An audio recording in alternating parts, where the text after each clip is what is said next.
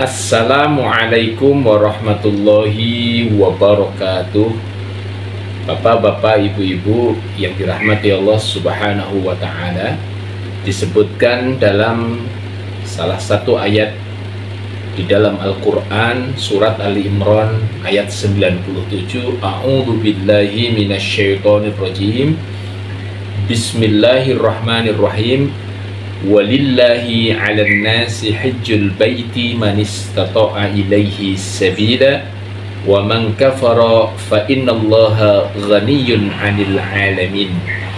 Walillahi 'alan nasi hajjul baiti, dan sesungguhnya mengerjakan ibadah haji itu adalah kewajiban manusia kepada Allah. Man istata'a ilaihi sabila, yaitu orang-orang yang diberikan kemampuan untuk mengadakan perjalanan ke tanah suci Makkah Madinah. Wa man kafara, dan orang-orang yang mengingkari dari syariat berhaji ini, fa innallaha ghaniyyun 'anil 'alamin, maka sesungguhnya Allah tidak membutuhkan apapun dari alam semesta ini. Bapak Ibu yang dirahmati Allah Subhanahu wa Ta'ala, dari ayat suci Al-Quran ini menegaskan bahwa namanya perintah untuk ke tanah suci ini adalah kewajiban dari Allah Subhanahu wa Ta'ala. Setelah kita bersyahadat, setelah kita sholat, setelah kita zakat, setelah kita puasa, maka hendaknya ketika Allah sudah memberikan nikmat yang banyak kepada kita semuanya, hendaknya kita segera untuk menjalankan ibadah haji. Sampai dikatakan man arada ayyah, orang-orang yang menginginkan untuk berhaji, falyata'ajjal, hendaklah mereka untuk bersegera, karena telah datang yaitu kesempatan atau saat di mana seseorang itu sakit, telah datang yang namanya keperluan yang tidak bisa ditinggalkan, telah datang yang namanya halangan yang mungkin menghalangi seseorang untuk bisa sampai tanah suci. Jangan sampai prioritas kita untuk menjalankan ibadah haji ke tanah suci yang merupakan kewajiban ini seperti orang yang di luar sana. Ada orang yang setelah bersyahadat, setelah sholat, setelah zakat, setelah puasa, mereka prioritasnya tidak berhaji. Mereka memikirkan bahwa prioritas berikutnya menyelesaikan kuliah anak.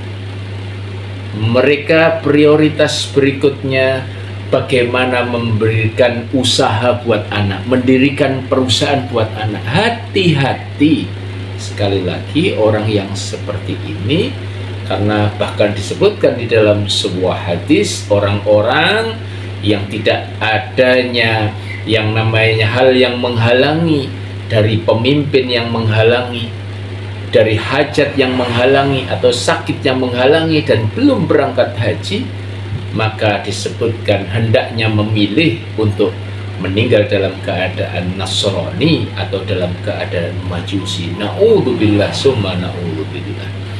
Dan sekali lagi, orang-orang yang sudah meniatkan untuk berhaji, entah dari mana saja, ternyata ketika seseorang sudah berniat, maka Allah memudahkan jalannya.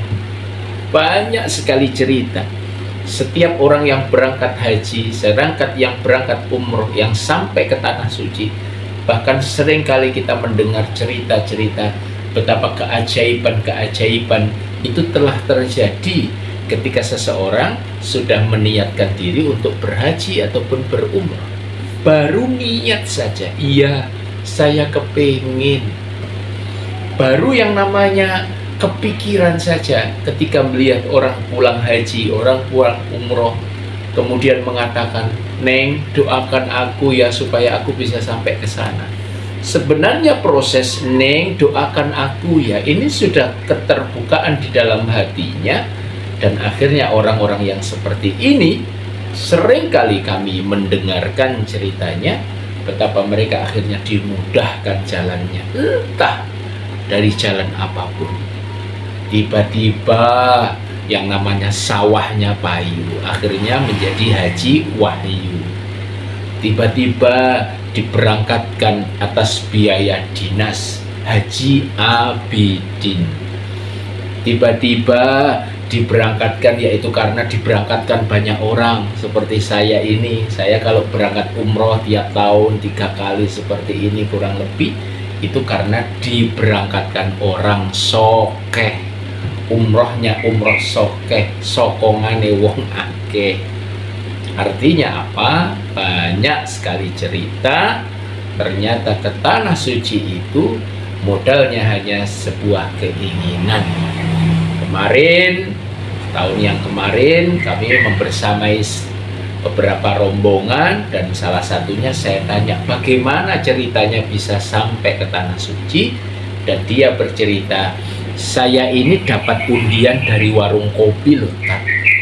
Akhirnya saya menarik, loh, kok luar biasa warung kopi hadiahnya haji ataupun hadiahnya berangkat umroh.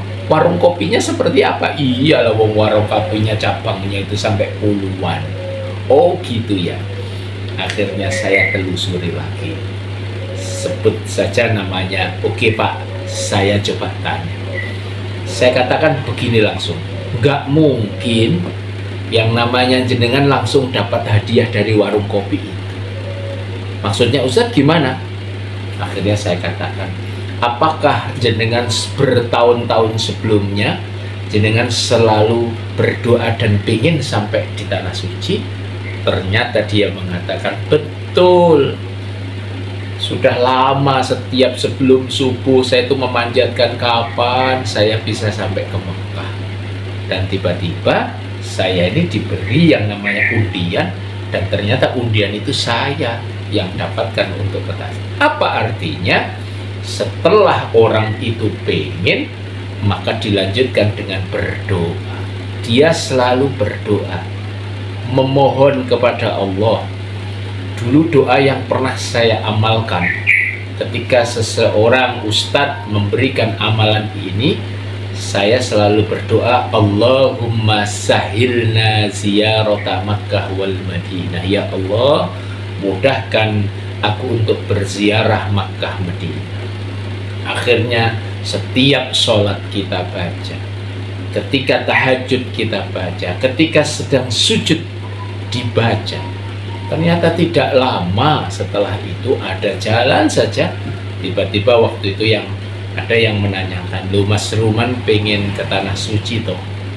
Dan akhirnya itu menjadi jalan. Alhamdulillah sejak tahun 2002 saya akhirnya bisa ke tanah suci, bisa ngaji di sana, bisa membersamai jamaah haji umroh di sana, dan bahkan sampai tahun ini setiap tahun masih ada kesempatan bolak-balik ke sana. Apa artinya? Bahwa ketika seseorang itu punya keinginan kemudian berdoa ke tanah suci, maka disitulah Allah memberikan jalan kepadanya untuk bisa berangkat ke tanah suci. Maka Bapak Ibu jangan pernah khawatir.